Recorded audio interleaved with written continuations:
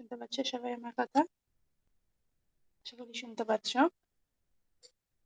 Okay. দেখো, তোমাদের সাথে যে পিকচারটা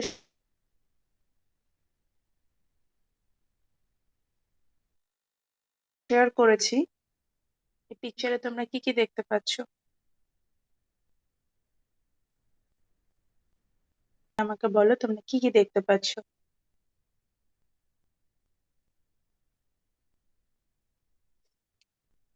এই পিকচারটার একটা সিগনিফিকেন্স আছে। সিগনিফিকেন্সটা আমি বলে দিচ্ছি।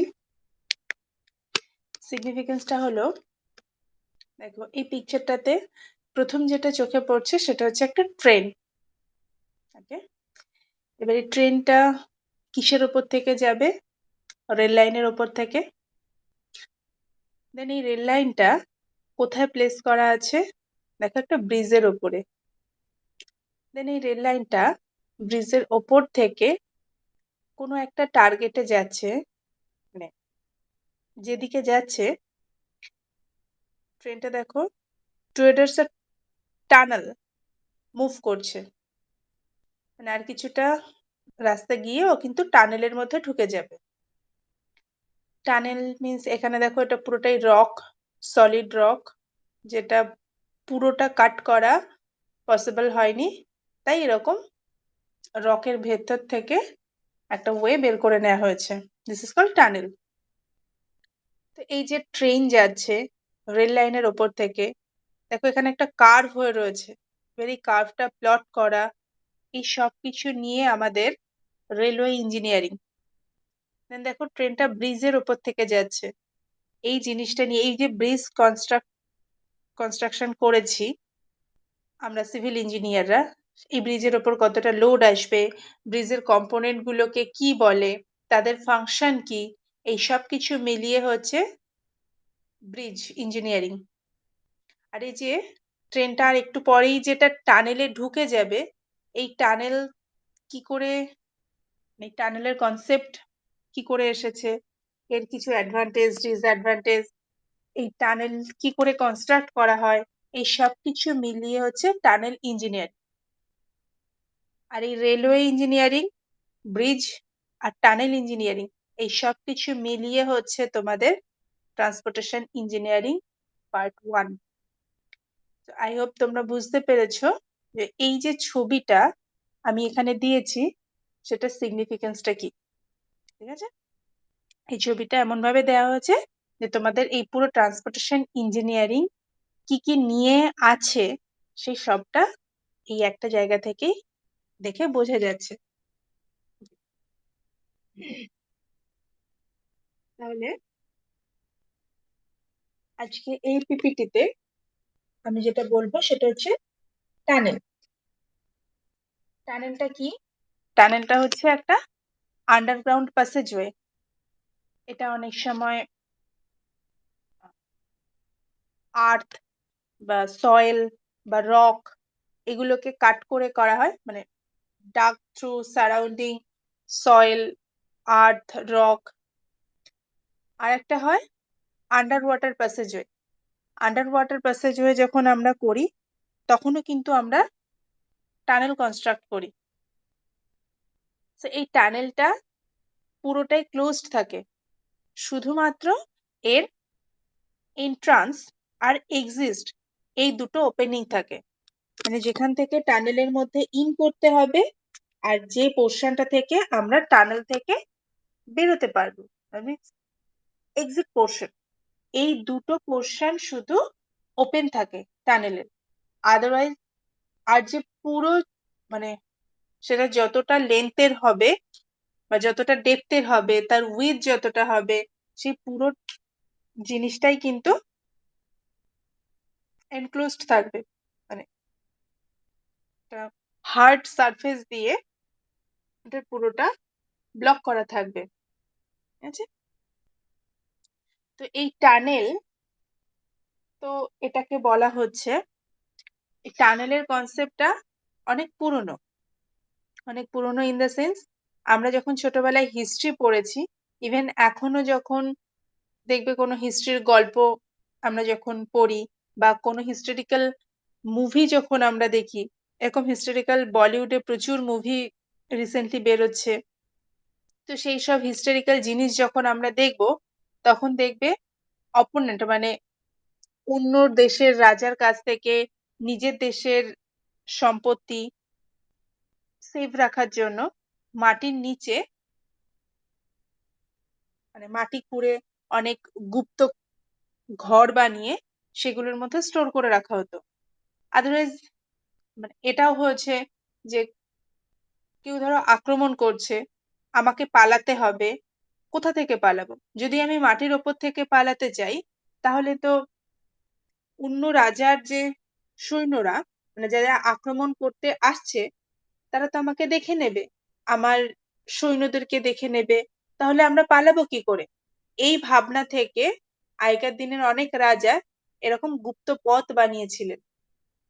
যে একটা জায়গা থেকে ঢুকে মাটির নিচ থেকে গিয়ে আমরা আরেকটা জায়গাতে উঠবো। দেন আর্মি পারপাস, ডিফেন্স পারপাসেও কিন্তু টানেল ইউজ হয়।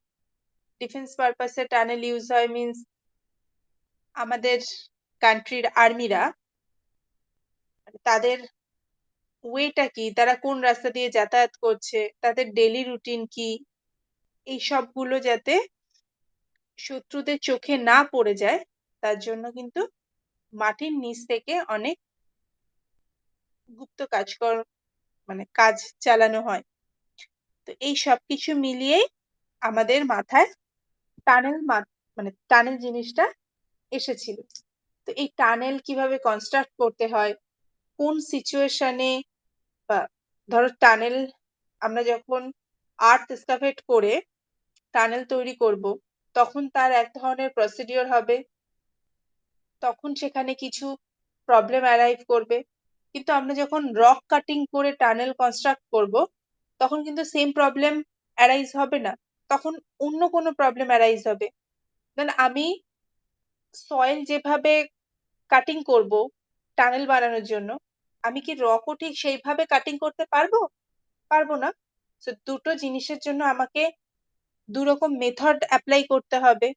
তো কোথায় কোন মেথড অ্যাপ্লাই করতে হবে, কোন মেথডে কোন ইকুইপমেন্ট ইউজ করতে হবে, দেন সেই ইকুইপমেন্ট কি করে হ্যান্ডেল করতে হয়, দেন টানেল কিরকম দেখতে হবে, টানেলের লেন্থ কতটা হতে হবে, টানেলটা আমরা কি পারপাসে ইউজ করব, সেটার রেসপেক্টে তার শেপ, তার উইথ, তার ডায়ামিটার, এই সবগুলো, ডায়ামিটার না ডাইমেনশন, এই সবকিছু আমাকে ডিসাইড করতে হবে। আমাকে মিন সিভিল ইঞ্জিনিয়ারকে ডিসাইড করতে হবে। এবার এই যে ডিসাইড করব, তার জন্য কিছু প্ল্যানিং, কিছু প্রপার প্ল্যানিং দরকার, কিছু সার্ভে দরকার, কিছু ডিজাইন দরকার, কিছু কনসেপ্ট দরকার। এই সব কিছু মিলিয়েই হচ্ছে tunnel engineering. Then economics of tunneling. Economics of tunneling, tunneling means হচ্ছে টানেল তো আমরা বানাবো, টানেল কিভাবে বানাবো, কি শেপের বানাবো, তার ডাইমেনশন কিরকম হবে, সেটা আমি কি পারপাসে ইউজ করব, সেই টানেলটা কনস্ট্রাক্ট করার জন্য আমি কোন মেথড ইউজ করব, এই সব কিছু তো আমরা ডিটেলসে জানবো। কিন্তু ফার্স্টে আমাকে জানতে হবে যে টানেলের ইকোনমিক্স গুলো কি কি। এই টানেলিং করতে গেলে আমাকে কি কি জানতে হবে, কি কি ফলো করতে হবে। যেটা আমাকে ফার্স্ট জানতে হবে কি টাইপের সয়েল বা কি টাইপের rock, that means nature of soil or material, মানে যে মেটেরিয়ালকে আমরা কাট করতে চাইছি সেটা আমাকে জানতে হবে। আর জানতে হবে কি requirements of fill, that means আমি যে জায়গাটা কাটিং করতে যাচ্ছি সেটা মানে সেখানে কিভাবে ফিল করা হয়েছে। যদি আমি সয়েল কাট করে কোনো টানেল তৈরি করতে যাই, তো আমাকে আগে জানতে হবে এই সয়েলের হিস্ট্রিটা কি। সয়েলের হিস্ট্রি মিন্স বার্থ হিস্ট্রি, এই সয়েলটা এখানে এলো কোথা থেকে, সয়েলটা কি ন্যাচারালি এখানেই তৈরি হয়েছে, নাকি জাস্ট 10 বছর আগে ফিল আপ করা হয়েছে সয়েলটা দিয়ে।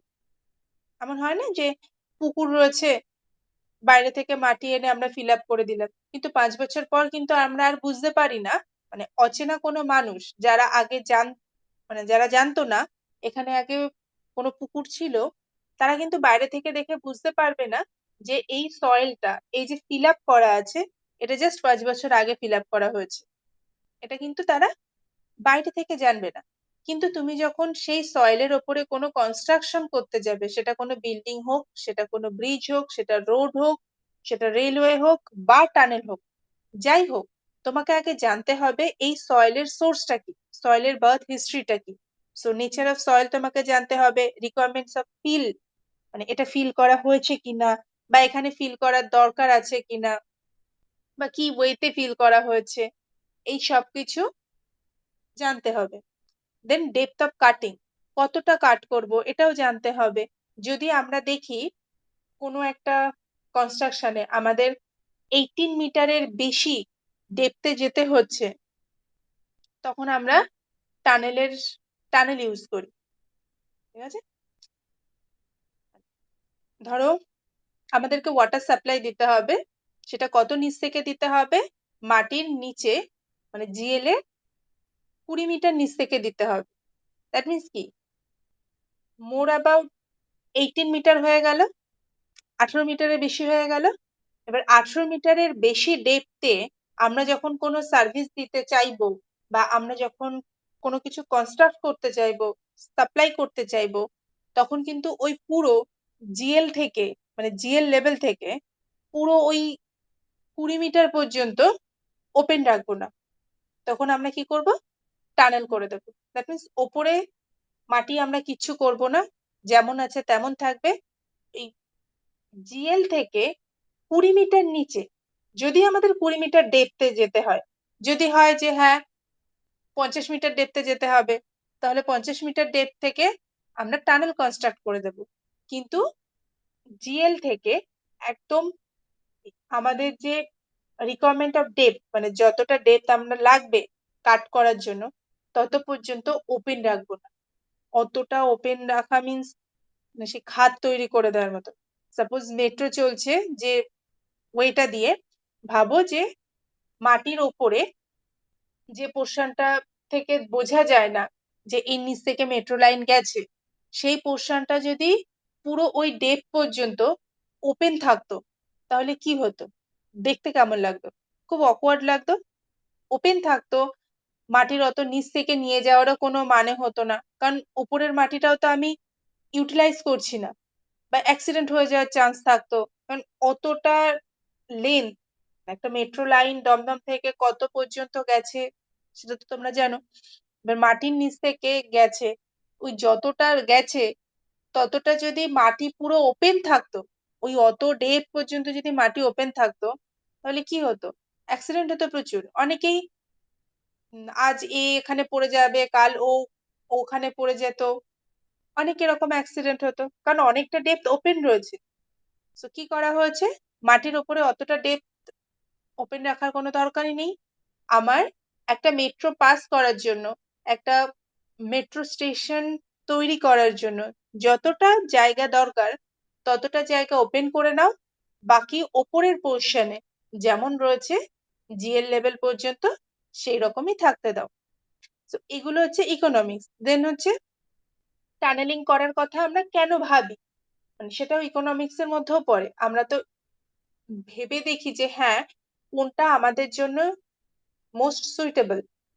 সো কি কি জিনিস দেখে আমরা ডিসাইড করি যে না, আমাদেরকে টানেলিংই করতে হবে, টানেল না করে এই কনস্ট্রাকশনটা করা যাবে না।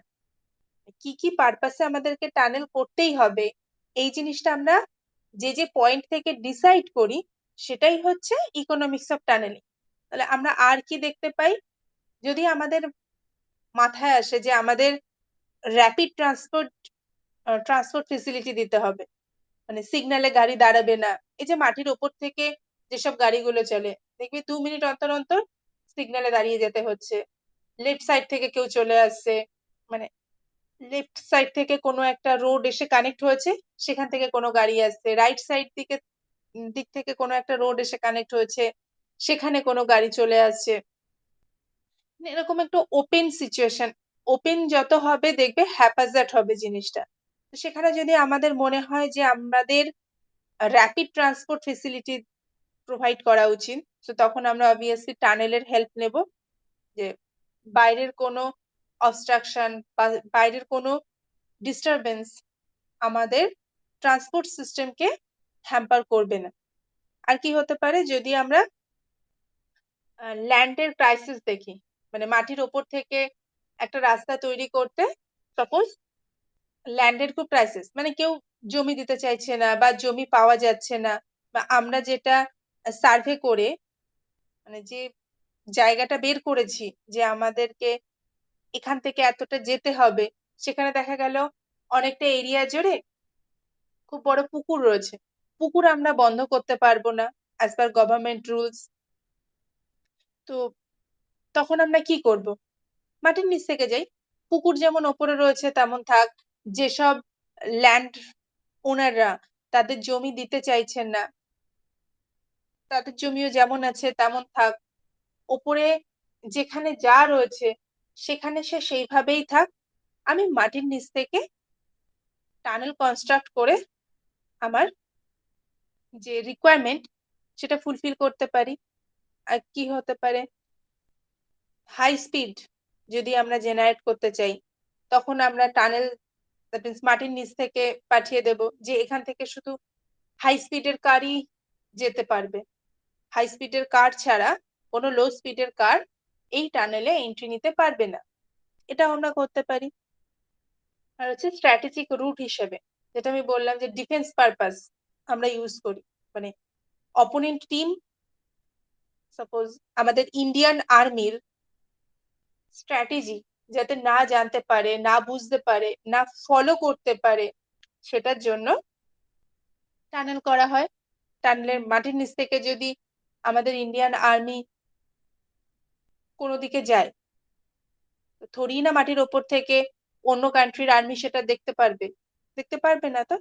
দ্যাট মিনস একটা ট্রাজেডি মেনটেন করা হবে।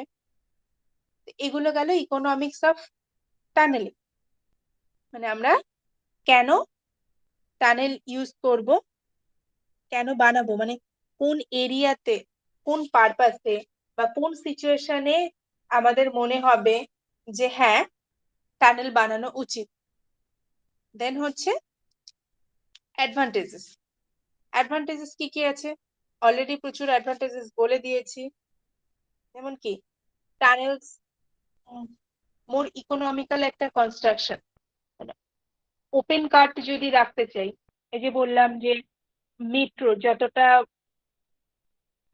লেন্থ কভার করেছে মাটির নিচে, সেটা যদি পুরোটাই ওপেন থাকতো তাহলে কি হতো? অনেকটা ল্যান্ড নষ্ট হতো, প্লাস ওপেন কাট থাকতো। তো এটার ওই ওপেন কাট যখন থাকতো, ওই মাটিটাকে সাপোর্ট দেওয়ার জন্য, মানে অতটা লেন্থের মাটি সাপোর্ট দেওয়ার জন্য আমাদের কি কিছু কনস্ট্রাকশন করতে হতো। প্লাস এই যে মেট্রোর যে রাস্তাটা মাটির নিচ থেকে যেটা গেছে তার ঠিক ওপরেই, মাটির ওপরে অনেক গাছ লাগানো আছে, অনেক রোড গেছে, অনেক বাড়িঘর আছে, অফিস আছে, ফ্যাক্টরি থাকতে পারে। দ্যাট মিনস কি, আমাদের ইকোনমিক্যাল ডেভেলপমেন্ট হয়েছে। কিন্তু আমরা যদি ওটা ওপেন কাট রেখে দিতাম, মানে যদি পুরোটাই ওই অতটা ডেপথ পর্যন্ত যদি ওপেন থাকতো মাটি, তাহলে কিন্তু এইসব ফেসিলিটি গুলো আমরা রান করাতে পারতাম, রান করাতে কখনোই পারতাম না। দ্যাট মিনস আমাদের একটা ফ্যাক্টরি থেকে কিন্তু আমাদের প্রচুর ইনকাম হয়, মানে সেটা হয়তো আমরা ডাইরেক্ট সেই ফেসিলিটি গুলো পাই না, কিন্তু একটা ফ্যাক্টরি থেকে যা প্রফিট হয় তার কিছুটা হলেও গভর্নমেন্ট নেয়। এবার গভর্নমেন্ট তো আমাদেরকে অনেক কিছু দিচ্ছে, তো সেই প্রফিটটার পার্সেন্টেজ যত গভর্নমেন্টের কাছে বাড়বে, তত আমাদেরও যে রিটার্ন ফেসিলিটি সেটাও গভর্নমেন্ট ভালোভাবে প্রোভাইড করতে পারবে, তাই তো? সেরকম যে ওপেন কাট যদি রাখতাম, তাহলে ওই সয়েলটাকে বা ওই ল্যান্ডটাকে আমরা ইউটিলাইজ করতে পারতাম না অন্য কোনো পারপাসে। তাহলে আমরা এই যে অন্য কোনো পারপাসে ইউজ করে দিচ্ছি ল্যান্ডটাকে, আর সেই পার্টিকুলার সেই ল্যান্ডের নিচ থেকেই টানেল বানিয়ে আমরা যখন অন্য কোনো সার্ভিসটাকে রান করাচ্ছি, that means at a time একই জায়গা থেকে আমরা দুরকম ফেসিলিটি পাচ্ছি। তাতে কি হচ্ছে? এটাতে আমাদের ইকোনমিক্যাল ডেভেলপমেন্ট হচ্ছে। আর কি হতে পারে? টানেল প্রোভাইড করলে অনেক ডিস্টারবেন্স অ্যাভয়েড করা যায়। যেমন সারফেস লাইট বা ট্রাফিক ডিউরিং কনস্ট্রাকশন, এগুলো আমরা অ্যাভয়েড করতে পারি। যেমন টানেল যখন কনস্ট্রাক্ট হয়, মাটির নিচে কনস্ট্রাক্ট হয়, তো মাটির ওপরে কিন্তু কোনো কিছু হ্যাম্পার হয় না তার জন্য। মানে তোমার বাড়ি যেমন আছে তেমনই থাকবে। যে রাস্তা থেকে তুমি প্রত্যেকদিন কলেজে আসছো, তার সেই রাস্তার নিচ থেকে যদি 18 মিটার নিচ থেকে যদি কোনো টানেল কনস্ট্রাক্ট হয়, তুমি কিন্তু ওপর থেকে বুঝতে পারবে না। তোমার তার জন্য রাস্তায় কোনো জ্যাম হবে না, গাড়ি ঘোড়ার প্রবলেম হবে না, কলেজে পৌঁছাতে দেরি হবে না, কোনো প্রবলেমই কিন্তু হবে না। কিন্তু এটা যদি মাটির ওপরে সারফেস লেভেলে কোনো কনস্ট্রাকশন হতো, তাহলে দেখবে সামান্য একটা রোড রিপেয়ার করতে গেলেই দেখবে রোডের একটা সাইড অফ করে দেয়, আর একটা সাইড থেকে সব গাড়ি যখন পাস করায় অটোমেটিক্যালি জ্যাম হয়ে যায়। তো সেই ডিস্টারবেন্সটা থাকবে না। আর কি হচ্ছে? সারফেস লাইট, দ্যাট মিনস এই যে আমরা মাটির ওপরে যেভাবে ফ্রিলি চলাফেরা করতে পারবো টানেল কনস্ট্রাকশনের সময়, মানে মাটির নিচে কনস্ট্রাকশন হচ্ছে বাট আমাদের রেগুলার লাইফে কোনো চেঞ্জেস আসছে না, কোনো এফেক্ট পড়ছে না। কিন্তু মাটির ওপরে যখন কোনো কনস্ট্রাকশন হয়, তখন দেখবে আমাদের মধ্যে, মানে আমাদের ডেইলি লাইফে মিনিমাম চেঞ্জেস কিন্তু আসে। যদি কাঠালিয়া থেকে, যেখান থেকে অটোতে উঠি আমরা কলেজে আসার জন্য, সেখানে যদি কোনো একটা মাটির উপরে কোনো একটা যদি কনস্ট্রাকশন হয়, ওই কাঠালিয়া থেকে কলেজে আসার রাস্তার ঠিক কাঠালিয়ার মুখে, তখন কি হবে? আমাদেরকে মোহনপুরের দিক থেকে ঘুরে ঘুরে আসতে হবে, কারণ মাটির উপরে কাজ চলছে। ওখান থেকে ওটাকে টপকে আসার কোনো অপশন নেই আমাদের কাছে। তখন আমরা কি করব? মোহনপুরের দিক থেকে বা অন্য কোনো রাস্তার হেল্প নিয়ে আমরা কলেজে যাওয়ার চেষ্টা করব। কিন্তু ঠিক ওই কাজটাই মাটির ওপরে না হয়ে মাটির নিচে যদি হতো, তাহলে ওপরে রাস্তা যেমন আছে তেমনই থাকতো। তাতে কিন্তু আমাদেরকে ওয়ে চেঞ্জ করতে হতো না। কলেজে আসার প্রত্যেক দিনের যে রাস্তা দিয়ে আমরা কলেজে আসি, সেই রাস্তা থেকেই কিন্তু আমরা কলেজে আসতে পারতাম নর্মালি। তাহলে কি হচ্ছে? আমাদের এই যে রেগুলার যে লাইফ, সেটা হ্যাম্পার হচ্ছে না টানেল কনস্ট্রাকশন করার সময়। কিন্তু সার্ভেস, মানে সরি, সার্ফেসের উপর যদি আমরা কনস্ট্রাকশন করি, তাহলে কিন্তু আমাদের সার্ফেস সার্ফেস যে লাইফ, সেটা কিন্তু হ্যাম্পার হতো। তো সেই সারফেস লাইট আর কনস্ট্রাকশনের সময় ট্রাফিক মুভমেন্ট এই সব কিছু নর্মাল থাকে, কিন্তু যখন মাটির নিচে আমরা কোনো কিছু কনস্ট্রাকশন করি, দ্যাট মিনস টানেল কনস্ট্রাক্ট করি। তো এটাও একটা পজিটিভ দিক। আর কি হতে পারে? Tunnel to be cheaper than bridge or open cut to carry public utility service like water, sewer, gas. ধরো আমরা কোনো ওয়াটার সাপ্লাই দিতে চাইছি, আমরা মাটির উপর থেকে ওয়াটার সাপ্লাই যদি দিতে চাই, তাহলে সেখানে আমার প্রচুর প্রিকশনস নিতে হবে, সেফটি প্রিকশন অবভিয়াসলি। মানে এমন যেন না হয় যে কেউ যে পাইপলাইনটা গেছে সেটাকে কাট করে দিয়ে চলে গেছে, তাহলে কি হবে? প্রচুর জল নষ্ট হয়ে যাবে। আর যে ওয়াটার সাপ্লাইটা দেওয়ার জন্য ওই সিস্টেমটা করা হয়েছিল, সেটা হ্যাম্পার হবে।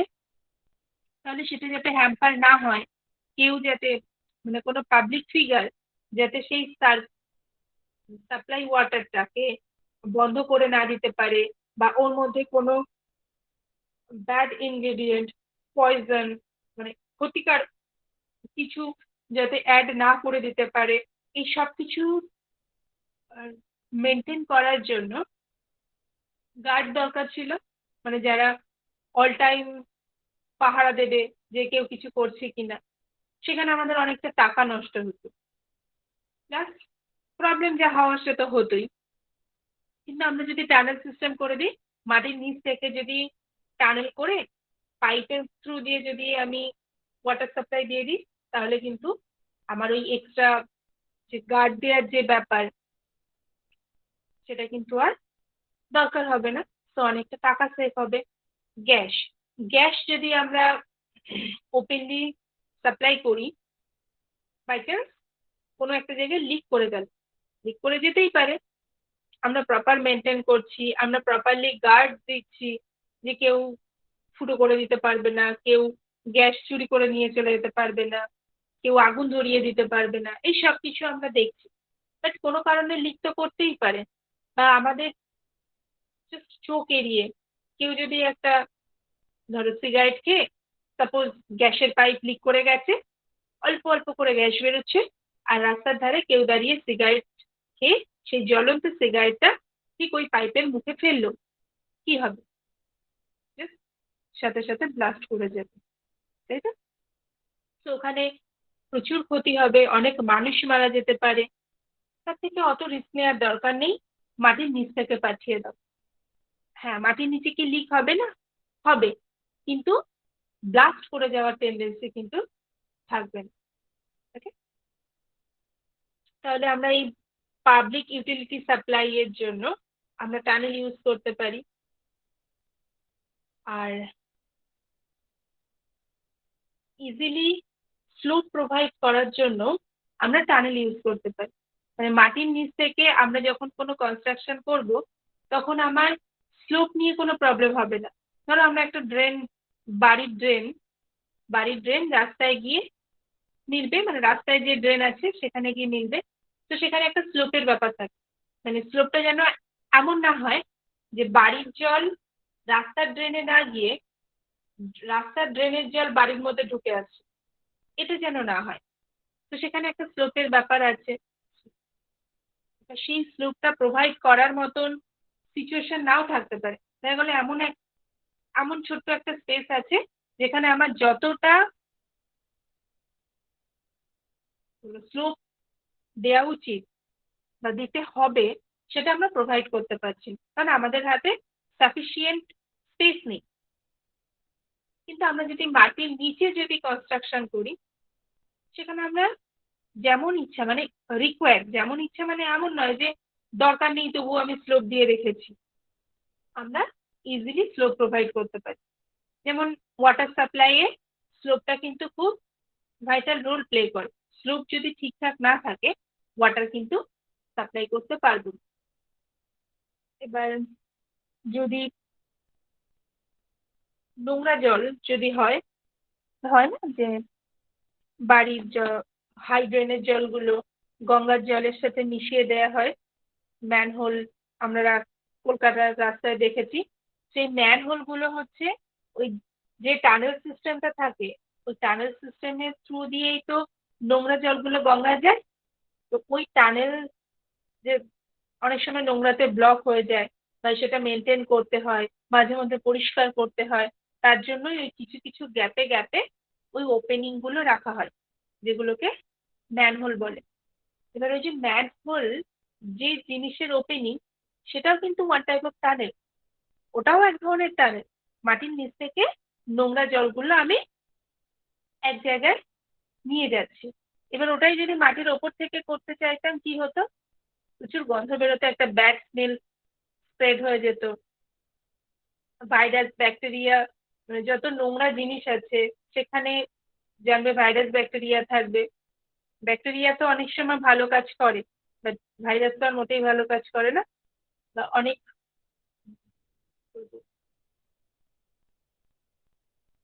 বিষাক্ত জিনিস থাকতে পারে, কোনো বিষাক্ত গ্যাস ফর্ম হয়ে যেতে পারে। তো এই সবকিছু মিলিয়ে যদি ওপেনলি আমি নোংরা জল যদি ক্যারি করে নিয়ে যেতে চাই, তাহলে পরিবেশ দূষণ হবে, আমাদের শরীরের ক্ষতি হতে পারে। সেজন্য আমরা মাটির নিচ থেকে নিয়ে চলে গেছি, তাতে আমাদের পরিবেশের কোনো ক্ষতি হবে না, না কোনো ব্যাড স্মেল বেরোবে, না কোনো রোগ জীবাণু ছড়াবে। তো এটা টানেলের একটা অ্যাডভান্টেজ। আর হচ্ছে যুদ্ধের সময় টানেল খুব ভাইটাল রোল প্লে করে, আর্মিদের মুভমেন্টের জন্য, প্লাস সেফ সাইডে থাকার জন্য।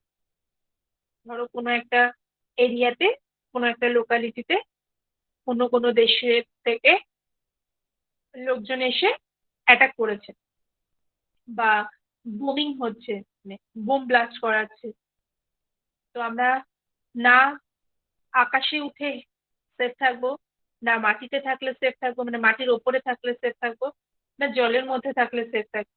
কোথায় থাকলে সেফ থাকবো? মাটির নিচে। তাহলে কিন্তু যতই মাটির উপরে বোম ব্লাস্ট হোক, মাটির নিচে কিন্তু তার কোনো এফেক্ট করবে না, মানে অনেকটা ডেপথে। মানে আগেই বলেছি 18 মিটারের নিচে ডেপ যদি হয় তখন আমাদের টানেল প্রোভাইড করতে হয়। তো সেখানে কিন্তু আর এই বোমিং বা অ্যাটাক করার যে ভয়গুলো, তার জন্য যা যা ক্ষতি হতে পারতো সেই সব কিন্তু প্রোটেক্ট করা যাবে। ওকে, দেন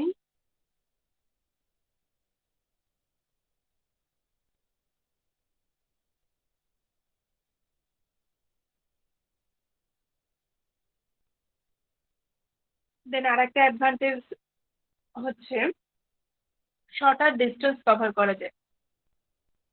ধরো আমরা একটা রেল লাইন বানাচ্ছি, রেল লাইনে সাপোজ একটা রাস্তা বানাচ্ছি, এবার রোডওয়ে, রোডওয়ে বানাতে বানাতে হঠাৎ এক জায়গায় দেখলাম অনেক বড় একটা পুকুর রয়েছে, তার সাথে অনেক গাছপালা নিয়ে একটা ছোটখাটো বন রয়েছে, যেটা আমাদের পরিবেশের জন্য, পরিবেশের, আমাদের এনভায়রনমেন্টের ইকোসিস্টেমের জন্য খুব খুব ইম্পর্টেন্ট, থাকাটা ইম্পর্টেন্ট। তো আমরা তো চাইলেই সেই গাছপালা কেটে ফেলতে পারছি না, পুকুরটাকে ফিল আপ করে দিতে পারছি না। তখন আমরা কি করব? আমাদেরকে ওই বন বা পুকুরটাকে ক্রস করার জন্য আমাদেরকে ঘুরে যেতে হবে। তো ঘুরে যেতে গেলে দেখা গেল অনেকটা রাস্তা কভার করতে হচ্ছে। এবার যখনই অনেকটা রাস্তা কভার করতে হবে, দ্যাট মিনস আমাদের টাইম বেশি লাগবে। আর কোনো একটা কাজ করতে যত বেশি টাইম লাগবে, তত আমাদের ইকোনমিক্যাল পজিশন ডিক্রিজ করবে। ঠিক আছে? তো তার জন্য আমরা কি করব? পুকুরের নিচ থেকে সোজাসুজি, যেটা পুকুরের ওপর থেকে যেতে চাইছিলাম সেটাই সোজাসুজি পুকুরের নিচ থেকে টানেল বানিয়ে এ মাথা থেকে ও মাথায় চলে যাব। তাহলে কি হচ্ছে? শর্টার ডিস্টেন্সটাই আমি কভার করলাম, আমাকে ঘুরে ঘুরে ঘুরে ঘুরে আসতে হলো না। তো ওটাই আমার কাছে সব থেকে বেশি ভালো, ইকোনমিক্যালি সেফ। বা পাহাড়ি অঞ্চলে এটা খুব দেখা যায়, যে একটা বিশাল বড় পাহাড়, মানে পাথরের চাই, মানে নিজেই এত বড় পাথর, মানে পুরোটা মিলিয়ে এতটা হার্ড যে ওটাকেই দেখলে মনে হচ্ছে যে একটা পাহাড় দাঁড়িয়ে রয়েছে। তো ওটাকে তো আমরা কোনোভাবে সরাতে পারবো না, দরকার নেই সরানো। ওটাকেই যেখান থেকে যে ওয়ে দিয়ে আমাদের যাওয়া উচিত সেখান থেকে কাট করে নাও। কারণ ওই অত বড় পাহাড় প্রমাণ পাথরকে ঘুরে ঘুরে ক্রস করতে গেলে আমাদের প্রচুর টাইম লাগবে। অত টাইম নষ্ট করা যাবে না, কারণ আমাদের লাইফের প্রত্যেকটা টাইম খুব ভ্যালুয়েবল। আমরা জানি time and time wait for none, কখনো কারোর জন্য ওয়েট করে না। তো আমরা এত টাইম নষ্ট করব না, এত টাইম নষ্ট করার মতন টাইম আমাদের হাতে নেই। তার জন্য কি করব? ওই রকটাকেই আমরা জাস্ট সোজাসুজি ভাবে কাট করে দিয়ে টানেল বানিয়ে নেব। তাহলে আমাদের কম ডিস্টেন্স কভার করতে হচ্ছে। এবার এগুলো গেলে অ্যাডভান্টেজ। দেন হচ্ছে ডিসঅ্যাডভান্টেজ। টানেলের তো কিছু ডিসঅ্যাডভান্টেজ থাকবে। টানেলের ডিসঅ্যাডভান্টেজ ঠিক ওই টাইপের ডিসঅ্যাডভান্টেজ নয়, টানেলের সেই রকম কোনো ডিসঅ্যাডভান্টেজ নেই মানে যেটাতে আমাদের ক্ষতি হতে পারে বা এনভায়রনমেন্টের ক্ষতি হতে পারে এরকম। আমরা ডিসঅ্যাডভান্টেজ বলতে তো এটাই বুঝি, কিন্তু টানেলের এরকম কোনো ডিসঅ্যাডভান্টেজ নেই। হ্যাঁ, যেটা আছে, যে প্রবলেমটা হয় সেটা হচ্ছে খুব এক্সপেন্সিভ, মানে কনস্ট্রাকশনটা খুব এক্সপেন্সিভ ফার্স্ট টাইম। দেন মানে প্রথমবার টানেল কনস্ট্রাক্ট করতে গেলে কোন মেথড ইউজ করছি তার উপরে বেস করে কত টাকা লাগবে সেটা বোঝা যায়। এবার মেথড অফ টানেলিং আমরা পরে পড়ব, যে কি কি মেথডে টানেল কনস্ট্রাক্ট করা যায়, কোন সিচুয়েশনে, কোন পারপাসে আমরা টানেল বানাচ্ছি, কোন মেটেরিয়াল আমাদেরকে কাট করে টানেল বানাতে হচ্ছে, এই সব কিছু মিলিয়ে আমাদের মেথডটা ডিসাইড করা হয়। তো সেখানে এক এক রকম মেথডের এক এক রকম রেটিং আছে। মানে এই মেথডে টানেল করতে গেলে কম টাকা লাগবে, ওই মেথডে টানেল করতে গেলে ইকুইপমেন্ট খুব হেভি ইকুইপমেন্ট, অনেক বড় বড় ইকুইপমেন্ট, খুব টেকনিক্যাল সাপোর্ট দরকার হয়, খুব ভালো টেকনোলজি, কি বলবো, খুব ভালো টেকনোলজির হেল্প নিতে হয়। তো অটোমেটিক্যালি তার ইনিশিয়াল যে কস্টিং সেটা বেড়ে যাবে, কনস্ট্রাকশন কস্ট বেড়ে যাবে। আর আর একটা জিনিস হচ্ছে, সাপোজ রেলওয়ে, একটা জায়গা থেকে রেলওয়ে গেছে, ধরো ব্যারাকপুর থেকে টিটাগড়, এখন রেলওয়ে আছে, কালকে রেলওয়ে সেকশন ঠিক করলো, আরআরবি ঠিক করলো যে ব্যারাকপুর থেকে টিটাগড়ের মধ্যে কোনো লাইন থাকবে না, কোনো কানেকশন থাকবে না। আমরা ওই কানেকশনটাকে ঘুরিয়ে দেব, মানে যেখান থেকে আছে ব্যারাকপুর থেকে টিটাগড়, যে পোর্শনটা থেকে রেলওয়েটা, মানে রেলটাকে প্লেসিং করা আছে, সেই ওয়েতে থাকবে না। আমরা ব্যারাকপুর থেকে টিটাগড় পর্যন্ত ট্রেন চালাবো, কিন্তু অন্য রাস্তা দিয়ে চালাবো। তো দেখো ইজিলি কিন্তু আমরা চাইলে এখন প্রেজেন্টলি টিটাগড় থেকে ব্যারাকপুরের যে লাইনটা পাতা আছে, এটা কিন্তু আমরা তুলে নিতে পারি, মুভ করিয়ে নিতে পারি। মুভ করিয়ে আমরা যেখানে নতুন কনস্ট্রাকশন হচ্ছে বা হবে সেখানে আমরা ইউজ করতে পারি, বা আমরা অন্য জায়গাতে ইউজ করতে পারি, কিন্তু আমরা রিইউজ করতে পারবো। কিন্তু টানেল কিন্তু আমরা রিইউজ করতে পারি।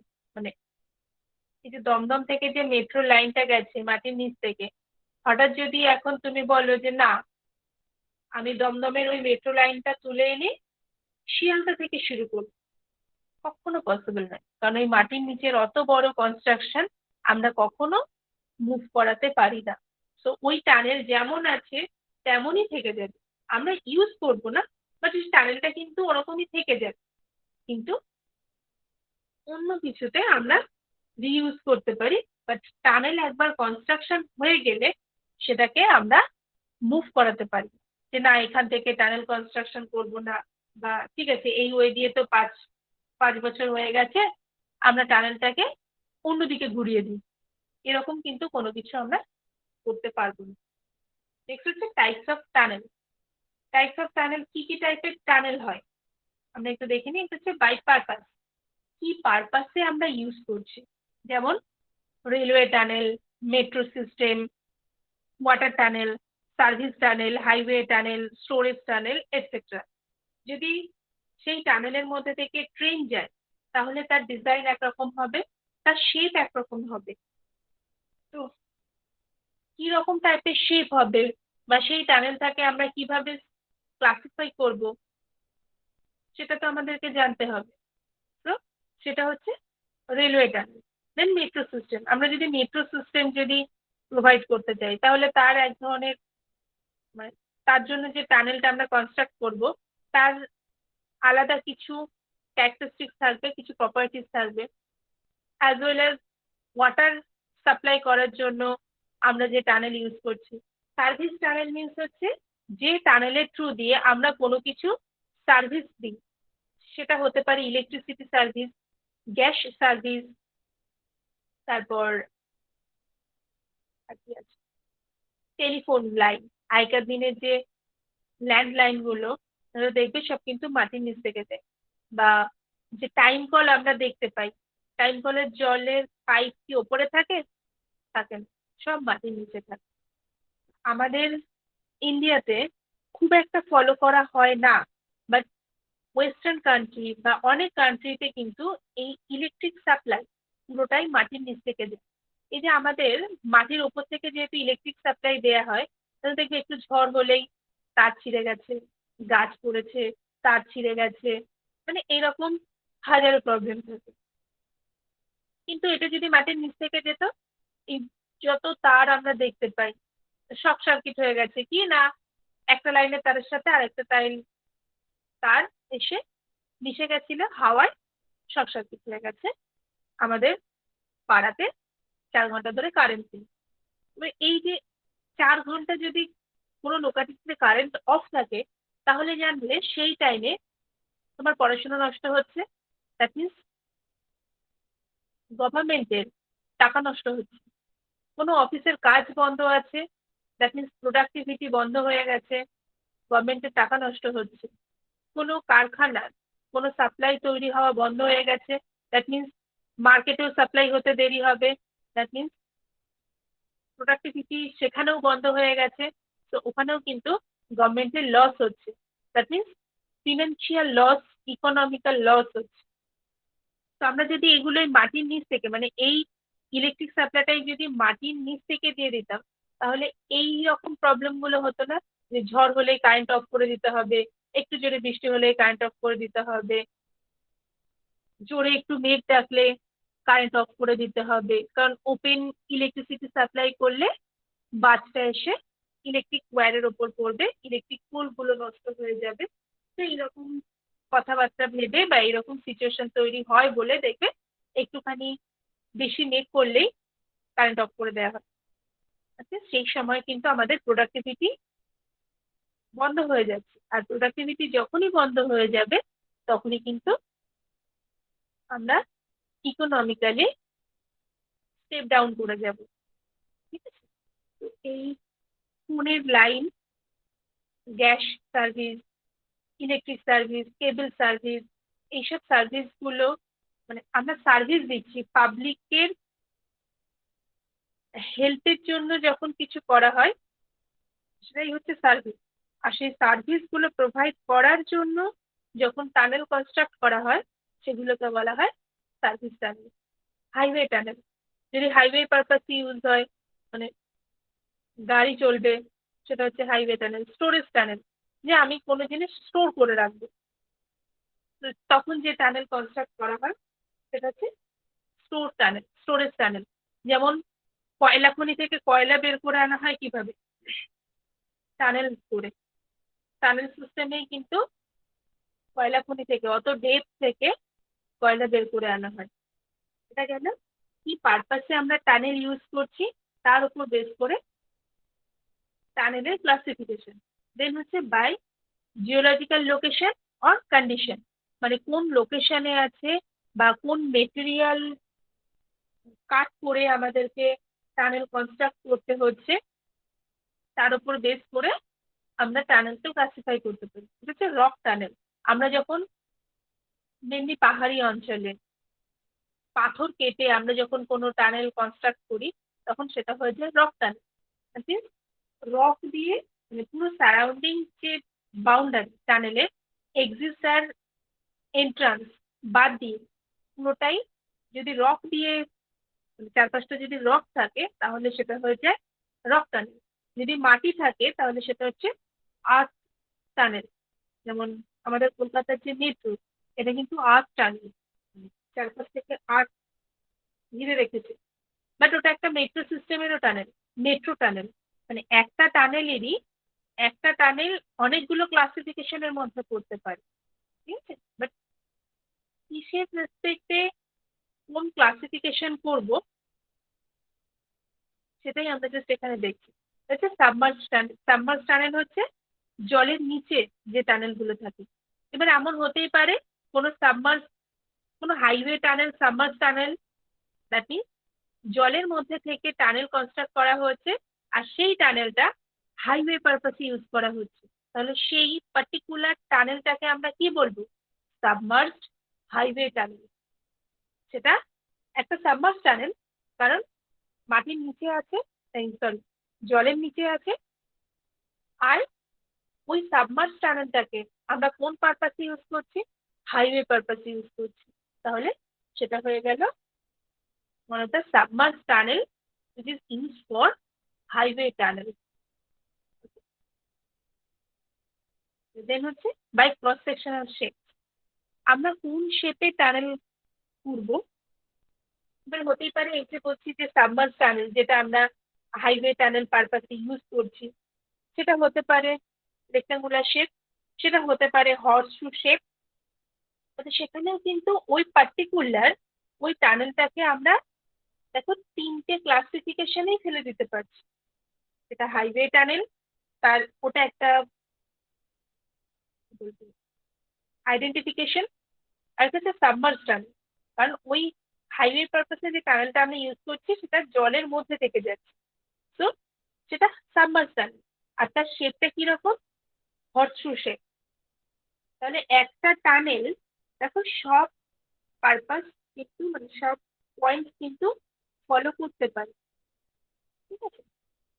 তো বাই ক্রস সেকশনাল শেপের উপর ডিপেন্ড করে আমরা কি কি ক্লাসিফাই করতে পারি, মানে কিভাবে ক্লাসিফাই করতে পারি, হচ্ছে রেক্ট্যাঙ্গুলার শেপ, যদি টানেলের শেপটা যদি রেক্ট্যাঙ্গুলার হয়, circular shape, egg shape, elliptical shape, horseshoe shape, segmental shape.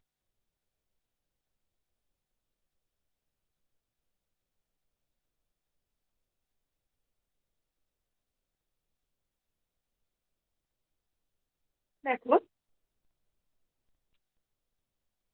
আমরা এখানে একটা একটা করে শেপ দেখেছি। এটা কি শেপ?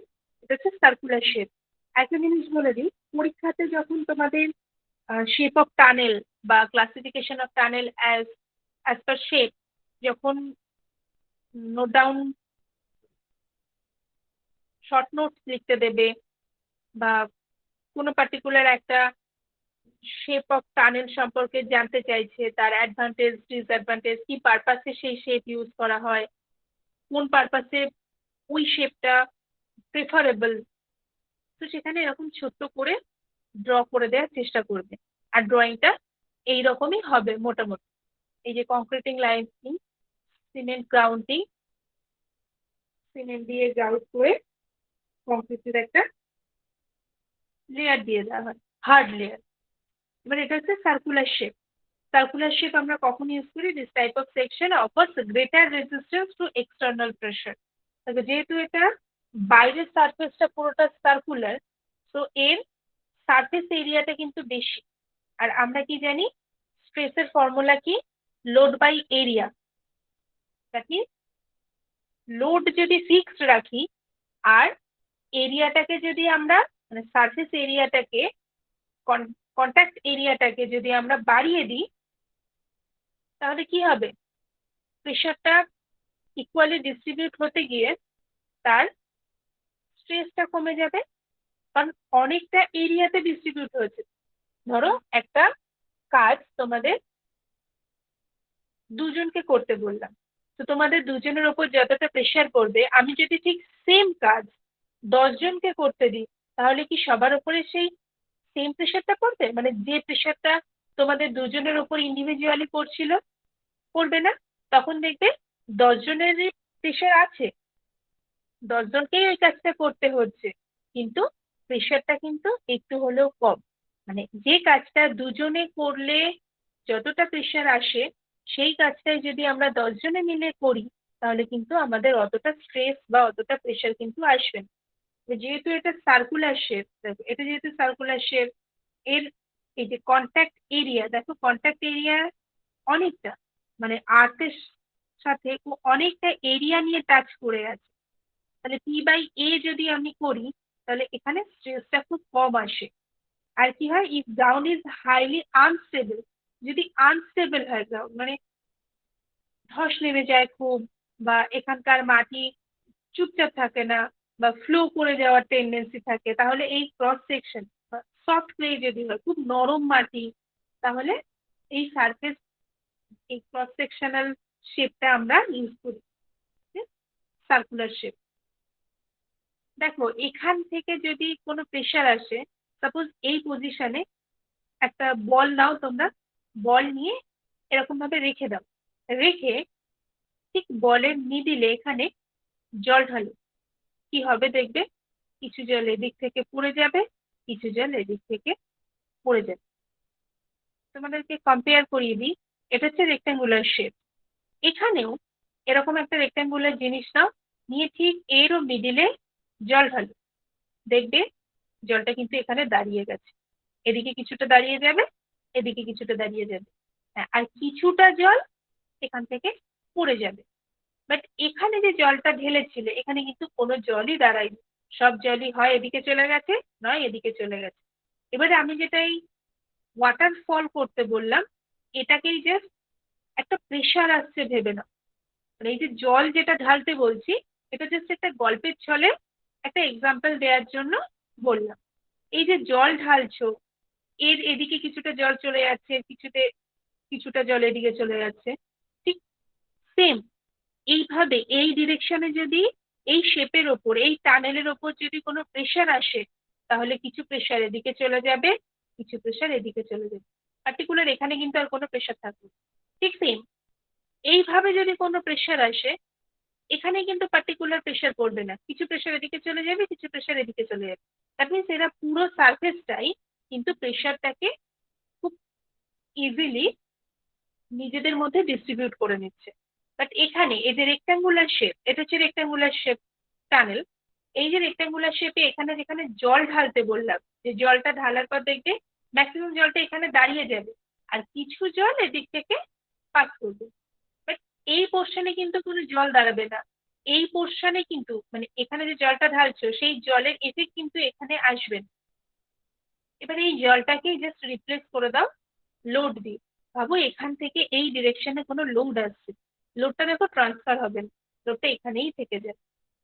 আর যদিও বা এদিক থেকে ট্রান্সফার হতে চাই, দেখো এখানে একটা শার্প কর্নার আছে।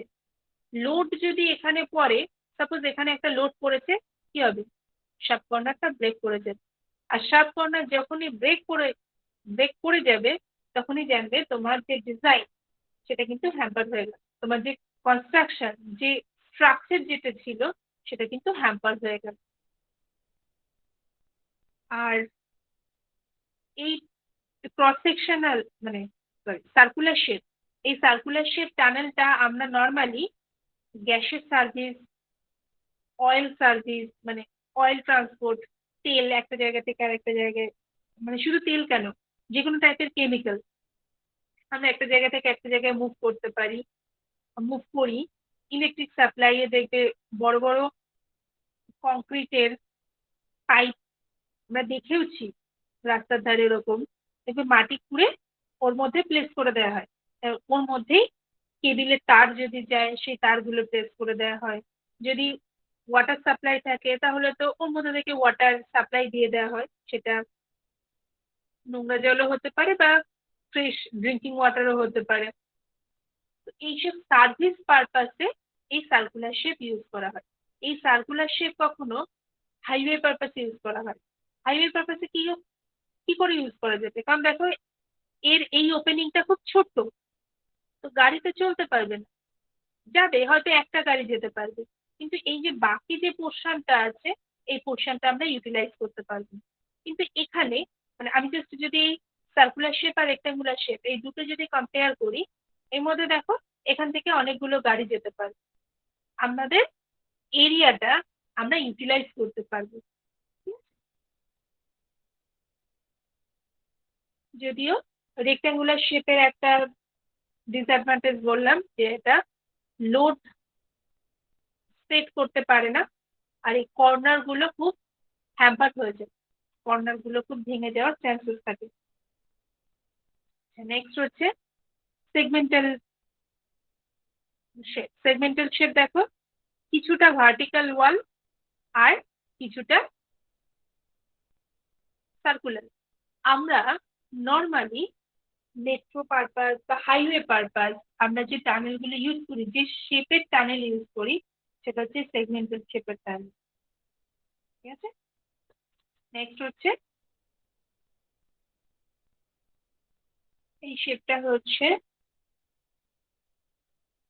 সেগমেন্টাল শেপ টাইপের, বাট সেগমেন্টাল শেপ ঠিক নয়। মানে এটাকে আমরা এগ শেপও বলতে পারি, বাট নিচের পোর্শনটা প্যারালাল। তো এটা one type of segmental shape. মানে এই দুটো হচ্ছে সেগমেন্টাল শেপের দু রকমের শেপ। নেক্সট দেখো ওভাল শেপ বা এগ শেপ। এটা হচ্ছে ওভাল শেপ বা এগ শেপ। এটাও নর্মালি ওয়াটার পারপাস বা ওয়াটার সাপ্লাই পারপাস বা ইলেকট্রিক সাপ্লাই, ফোনের তার, কোনো লিকুইড, ওয়াটার না অন্য কোনো লিকুইড কেমিক্যাল হতে পারে, ড্রেনের জল হতে পারে, এইরকম টাইপের এতে ইউজ করা হয়। বাট এর যেহেতু বটম পোর্শনটা ন্যারো, তাই এগ শেপ বা ওভাল শেপ আমরা খুব একটা ইউজ করি না, খুব একটা ইউজ করা হয় না এটা। কিন্তু এই শেপের সেলফ ক্লিনিং প্রপার্টিস খুব হাই হয়। মানে যেহেতু এটা ন্যারো পোর্শন, যদি এর মধ্যে থেকে ওয়াটার সাপ্লাই যদি আমরা করি, দেখো ন্যারো পোর্শন, তো ওয়াটারটা হাই ফোর্সে মুভ করতে চাইবে, কারণ জলের তো এটাই ক্যারেক্টারিস্টিক, এটাই প্রপার্টিস। জলকে তুমি যত চেপে দেবে, জলের ওয়েটাকে তুমি যত ন্যারো করে দেবে, দেখবে ওয়াটারের প্রেশার তত বেড়ে যায়। ওয়াটারের প্রেশার যত বাড়বে, ওয়াটারের ভেলোসিটি তত বেড়ে যেতে চাইবে। তো সেলফ ক্লিনিং প্রপার্টিস বেড়ে যায়। দ্যাট মিনস যদি এখানে কোনো নোংরা থাকে, নোংরা জমে গেছে, আর যেহেতু এটা ন্যারো আছে, এটা ন্যারো আছে, তাই জলের যে প্রেশার, সেই প্রেশার এখানে কোনো নোংরা জমে থাকলে সেটাকে দাঁড়াতে দেবে না, জাস্ট স্টে করতে দেবে না, ওটাকে নিয়ে মুভ মুভ করে চলে যাবে। ঠিক আছে, ওকে। নেক্সট শেপ যেটা আছে সেটা হচ্ছে ইলিপ্টিক্যাল শেপ। ইলিপ্টিক্যাল শেপ, এটাকেও আমরা অনেক সময় ওভাল শেপ বলি। ইলিপ্টিক্যাল শেপটাও দেখো, এরও সেলফ ক্লিনিং প্রপার্টিস হাই থাকে, কারণ এরও বটম পোর্শন ন্যারো। নেক্সট হচ্ছে হর্স শু শেপ। আমাদের ম্যাক্সিমাম যে টানেল আমরা ইউজ করি, সেটা মেট্রো হোক, হাইওয়ে হোক, রেলওয়ে হোক, এইরকম পারপাসে যত টানেল আমরা বানাই, তার 70% এই হর্স শু শেপের হয়। মানে 70% আমি জাস্ট একটা র্যান্ডাম পার্সেন্টেজ দিলাম। দ্যাট মিনস ম্যাক্সিমাম টানেল, মানে সেখান থেকে মেট্রো সিস্টেম বা হাইওয়ে টানেল পারপাস আমরা যে টানেল কনস্ট্রাক্ট করি, রেলওয়ে মুভ করবে, মানে ট্রেন মুভ করবে, এই পারপাসে আমরা যে টানেল কনস্ট্রাক্ট করি, তার স্ট্যান্ডার্ড শেপ হচ্ছে হর্স শু শেপ। এই হর্স শু শেপে দেখো, এই পোর্শনে বেশি জায়গা নষ্ট হয় না। এই পোর্শনটা আমরা অনেকটা পাচ্ছি, ওপেনিং পাচ্ছি অনেকটা। এখানে যদি দেখো, এখানে লেখাও আছে ক্যারিয়েজ ওয়ে, মানে আমরা যদি হাইওয়ে পারপাসে যদি ইউজ করি, তাহলে আমরা অনেকগুলো গাড়ি একসাথে এখান থেকে চালাতে পারবো। ট্রেনের ক্ষেত্রেও ঠিক তাই। কিন্তু এই শেপ বা এই শেপ বা এর আগে যে শেপ গুলো দেখে আসলাম, সেখানে কিন্তু আমরা এই অপরচুনিটিটা পাবো না। এটার এটা হচ্ছে খুব popular shape for highway and railway and metro tunnel পারপাসে আমরা যে শেপ প্রোভাইড করি, এটা হচ্ছে মোস্ট পপুলার শেপ। বাট এটার একটা প্রবলেম হচ্ছে, এই শেপটা কনস্ট্রাক্ট করতে খুব ডিফিকাল্ট। মানে এর যতগুলো শেপ, টানেলের যতগুলো শেপ তোমরা দেখলে, তার মধ্যে সব থেকে ডিফিকাল্ট হচ্ছে এই শেপের টানেল কনস্ট্রাক্ট করা। কারণ দেখো, স্ট্রেট লাইন একটাও নেই, সব কার্ভ হয়ে আছে। তো এখানে দেখো, তিনখানা রেডিয়াস ইউজ করতে হবে। মানে এখানে সেন্টার করে তিনখানা রেডিয়াস, এখানে সেন্টার করে তিনটে রেডিয়াস, মোটামুটি এইরকম জায়গায় একটা সেন্টার করে, এরকম জায়গায় একটা সেন্টার করতে হবে। করে হয়তো এই যে এই পোর্শনটা ড্র করা যাবে। তো এই হর্স শু শেপ কনস্ট্রাক্ট করতে গেলে আমাদের যে ডিজাইনটা করতে হয়, সেটা খুব ক্রিটিক্যাল ডিজাইন, আর কনস্ট্রাকশনটাও খুব ডিফিকাল্ট। বাট এই শেপটাই কিন্তু হাইওয়ে বা রেলওয়ে আর মেট্রো পারপাসে মোস্ট পপুলার শেপ। ওকে, তো আজকে এটুকুই থাক। নেক্সট তোমাদের আমি মেথড, মানে কনস্ট্রাকশন মেথড বা সেগুলোর মধ্যে কম্পারিজন কি করে করা যায়, মানে কোন মেথড আমরা কোথায় অ্যাপ্লাই করব। হয়তো এমন হতে পারে যে একটা জায়গায় দুটো মেথডই অ্যাপ্লাই করা যায়, কোন মেথডটা অ্যাপ্লাই করলে আমাদের কাজটা তাড়াতাড়ি হবে, টাকা কম লাগবে, বাট কোনো ক্ষতি হবে না।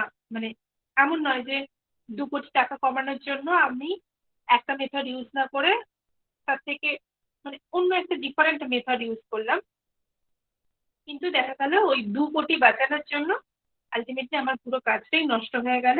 যেমন কিছুদিন আগেই, just 2 বছর আগে, মোটামুটি 1.5-2 বছর আগে, এই লকডাউন হওয়ার ঠিক আগে আগে আমরা জানি যে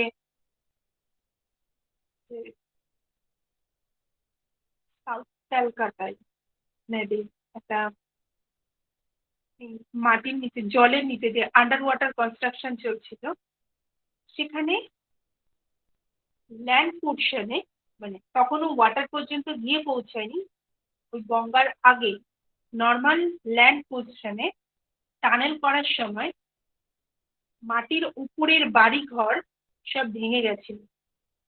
আমরা শুনেছিলাম এই খবরটা, বা একটু গুগলে সার্চ করে দেখে নেবে যদি কেউ শুনে না থাকো। জাস্ট এই 1.5-2 বছর আগের একটা ঘটনা। গঙ্গার আন্ডার ওয়াটার কনস্ট্রাকশন করার সময় নর্মাল ল্যান্ডে, গঙ্গার নিচে নয়, নর্মাল ল্যান্ডের নিচে যখন কনস্ট্রাকশন করা হচ্ছিল, টানেলিং করা হচ্ছিল, মানে মাটি যখন কাটা হচ্ছিল, ওপর পোর্শন থেকে অনেকটা, মানে ওপরের পোর্শনের অনেকটা এরিয়া সেটেল ডাউন করে গেছে, বসে গেছে। তো তার জন্য প্রচুর ঘরবাড়ি নষ্ট হয়েছিল, অনেক মানুষের ক্ষতি হয়েছিল, মানে তারা ফিজিক্যালি ক্ষতিগ্রস্ত হয়েছিল, কিছু মানুষ মারাও গিয়েছিল। কি হয়েছিল, দ্যাট মিনস আমরা যে মেথডটা চুজ করেছিলাম সেই মেথডটা আমরা প্রপারলি মেনটেন করতে পারি, বা মেথডটা আমাদের ভুল চুজ করা হয়ে গেছিল। সত্যি মেথডটা ভুল চুজ করা হয়ে গেছিল, কারণ তোমরা যদি ওই খবরটা পড়ে থাকো, মানে ডিটেলস ইঞ্জিনিয়ারিং ভিউ থেকে যদি খবরটা পড়ে থাকো, মানে নর্মাল লোকের মুখে শুনে পেপারে পড়ে তা নয়, অ্যাজ এ সিভিল ইঞ্জিনিয়ার যদি তার ডিটেলস কালেক্ট করে থাকো বা কালেক্ট যদি করতে পারো, তাহলে জানবে যে ওটার ওয়াটার প্রেশারটা ঠিক ছিল না। মানে তুমি যদি একটা জিনিস থেকে একটা মাটি কেটে নিচ্ছ, দ্যাট মিনস একটা প্রেশার রিলিজ করে দিচ্ছ, তো সেই প্রেশারটাকে ধরে রাখার জন্য আলাদা একটা প্রেশার দিতে হয়। সেই প্রেশারটা কি কে দেয়? অ্যাকচুয়ালি মাটি কাটার সময় ওই সময় কিছু জল বেরিয়ে আসছে, মানে আশেপাশেই কোনো বড় পুকুর ছিল বা ওয়াটার লেভেলটা ওখানে হাই ছিল, তো জল বেরিয়ে আসছে। এবার এই যে জল বেরিয়ে আসছে, এটাতে তো আমাদের টানেল করতে তো কষ্ট হচ্ছিল, মাটি কাটতে কষ্ট হচ্ছিল, প্রবলেম হচ্ছিল ইঞ্জিনিয়ারদের। তো ইঞ্জিনিয়াররা তখন কি ভেবেছিলেন যে এই যে জলটা বেরিয়ে আসছে, এই জলটাকে পাম্প করে পুরো বাইরে বের করে দেবে। ওটাতে কি হয়েছিল, এই যে জলের যে প্রেশারটা ছিল, সেই জলের প্রেশারটা যখন আমরা বের করে দিলাম, তখন কি হলো, ওখানে যে মাটিটা ছিল সেই মাটির ধসটা নেমে গেল। দেখে এটা হয়, ধরো তোমার টেবিলে, পড়ার টেবিলে বইগুলো খুব র্যান্ডম ভাবে রাখা আছে, একটার পরে একটা, একটার পরে একটা, একটার পরে একটা, পুরো হ্যাপাজার্ড সিচুয়েশনে রাখা আছে। এবার দেখবে এমন একটা পজিশনে বইগুলো রাখা আছে যে কোনো একটা বই তুমি যদি ওখান থেকে সরিয়ে নাও, বাকি সব বই পড়ে যাবে। এবার হতে পারে তোমার মনে হলো যে না, তোমাকে ওই বইটা সরাতে হবে। তুমি যখন ওই বইটা সরাচ্ছ, ওই জায়গায় তোমাকে অন্য কোনো একটা জিনিস দিয়ে সেই ভ্যাকিউমটাকে ফিল আপ করে দিতে হবে, যেটা এই কলকাতায় মেট্রো কনস্ট্রাকশন করার সময় যে জলটা বের করে দিয়েছিল ইঞ্জিনিয়াররা, সেই জলের প্রেশারটার এগেনস্টে যে অন্য একটা প্রেশার ওখানে অ্যাপ্লাই করা উচিত, সেটা ইঞ্জিনিয়াররা মাথায় আনে। তো সেই জন্য যখনই ওই জলটাকে ওরা পাম্প আউট করে বের করে দিয়েছিল, তখনই ওই উপরের মাটি আস্তে আস্তে বসতে শুরু করেছিল। তো ওটা ঠিকও করা হয়েছিল, বাইরে থেকে আবার ওয়াটার সাপ্লাই দিয়ে, জল জমে যাচ্ছিল বলে টানেল করতে প্রবলেম হচ্ছিল, তাই আমাদের কেএমডির ইঞ্জিনিয়াররা জলটাকে বের করে দিয়েছিলেন। কিন্তু এই প্রবলেমটা সলভ করার জন্য চীন থেকে, জাপান থেকে, এরকম বাইরে থেকে বড় বড় ইঞ্জিনিয়ারদেরকে ইমিডিয়েট ডেকে পাঠানো হয়েছিল। তারা এসে আবার সাথে সাথে বাইরে থেকে আরো জল টানেলের মধ্যে ঢুকিয়ে দিয়েছিল, যাতে উপরে যা ক্ষতি তো হওয়ার হয়ে গেছে, প্রচুর বাড়িঘর নষ্ট হয়ে গেছিল, সেটা যেন আর সেটেল ডাউন না করে। সেটার জন্য just এটার একটা সিম্পল আমি এক্সাম্পল দিয়ে দিচ্ছি যে এই অ্যাক্সিডেন্টটা কেন হয়েছিল। সাপোজ একটা বেলুন তুমি হাওয়া দিয়ে ফুলিয়েছো, এবার তোমার মনে হলো ওই বেলুনের মধ্যে যে হাওয়াটা রয়েছে তুমি সেই হাওয়াটাকে বের করে দেবে, বাট বেলুনের যে শেপটা আছে, বেলুন যতটা এরিয়া কভার করে রেখেছে, মানে বেলুনের যে বাউন্ডারিটা সেটা সেম থাকবে। তাহলে কি করতে হবে? হয় তুমি বেলুনের মধ্যে জল ঢোকাও।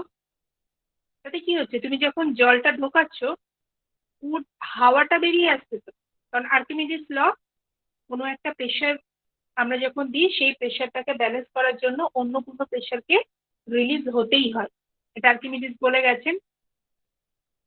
তো তুমি সেভাবে দিতে পারো। বা অনেক সময় হয় দেখবে আমরা রং খেলার সময় বেলুনের মধ্যে রং দিয়ে দিই, অভ্র দিয়ে দিই। বার্থডেতে দেখবে বেলুন অল্প একটু ফুলিয়ে তার মধ্যে লজেন্স, অভ্র অনেক কিছু দিয়ে দিই, অনেক সারপ্রাইজ গিফট আমরা ওর মধ্যে দিয়ে দিই। তো তাতে কি হচ্ছে, ওখানে কিন্তু যতটা হাওয়া থাকা উচিত ছিল ওই শেপটা মেনটেন করার জন্য সেটা কিন্তু থাকছে না, বাট বেলুনের শেপটা কিন্তু সেম থাকছে। তো এখানেও ঠিক সেই প্রবলেমটাই হয়ে গেছিল এই কলকাতা টানেল, জাস্ট রিসেন্টলি যে টানেল কনস্ট্রাকশন করার সময় যে অ্যাক্সিডেন্টটা হয়েছিল কনস্ট্রাকশনে, এখানেও ঠিক সেম প্রবলেম হয়ে গেছিল। তো তোমরা একটু সার্চ করে দেখে নেবে যে নতুন ঘটনা, 2 বছরটা এমন কিছু নয়, জাস্ট এই লকডাউনের আগে আগের ঘটনা। লকডাউনের হয়তো 3-4 মাস আগে এই জিনিসটা হয়েছিল। এইগুলোর একটু খবর রাখবে, ঠিক আছে? ওকে, তাহলে আজকে এ পর্যন্ত থাক। আমরা কি কি জানলাম তাহলে? টানেল কি, আর টানেলের ইকোনমিক দিক, মানে কখন আমরা টানেল করি, টানেল কনস্ট্রাকশন করি, টানেলের অ্যাডভান্টেজ, ডিসঅ্যাডভান্টেজ, আর হচ্ছে শেপ, শেপ অফ টানেল। ঠিক আছে, এগুলো আমি নোটস প্রোভাইড করে দেওয়ার চেষ্টা করব, বাট এখানে আমি যেগুলো বললাম বা যে শেপগুলো এখানে দেখানো হলো সেগুলো একটু নোট ডাউন করে নিজের ভাষায়, মানে আমার কথা শুনে, আমার লেকচারটা শুনে নিজের মতন করে তোমরা নোট ডাউন করে রাখবে। বাই চান্স হয়তো আমি নোট প্রোভাইড করতে পারলাম না, কারণ প্রচুর প্রেশার, এই নোট টাইপ করে রেডি করা এটা অনেকটা টাইম ডিপেন্ডেবল। হয়তো আমি টাইম করে উঠতে পারলাম না। তোমরা তো দেখছো যে পরীক্ষা খুব সিরিয়াস ওয়েতে হচ্ছে, তো সিরিয়াস ওয়েতে আমাদের পড়াশোনা করতে হবে। আর পরীক্ষা যদি সিরিয়াস ওয়েতে নাও হয়, আমরা যদি সিভিল ইঞ্জিনিয়ার হতে চাই, প্রপার একজন সিভিল ইঞ্জিনিয়ার হতে চাই, আমাদেরকে প্রত্যেকটা জিনিস ক্লিয়ার রাখতে হবে, প্রত্যেকটা সাবজেক্টের প্রত্যেকটা টপিক। সেই জন্য নিজেদের ইন্টারেস্টে, নিজেদের ডেভেলপমেন্টের জন্য এই সব কিছু নিজেদের মতন করে নোট ডাউন করে রাখার চেষ্টা করবে। আমি নোটস প্রোভাইড করে দিলে তো ভালো, তোমরা পড়ে নিতে পারবে। বাই চান্স যদি আমি নোটস প্রোভাইড না করি, তো আমার উপর ডিপেন্ড করবে না, আমার নোটসের উপর ডিপেন্ড করবে না। নিজেদের মতন করে নোটস বানিয়ে নিতে থাকো। ওকে, সাবধানে থাকবে সবাই। Thank you.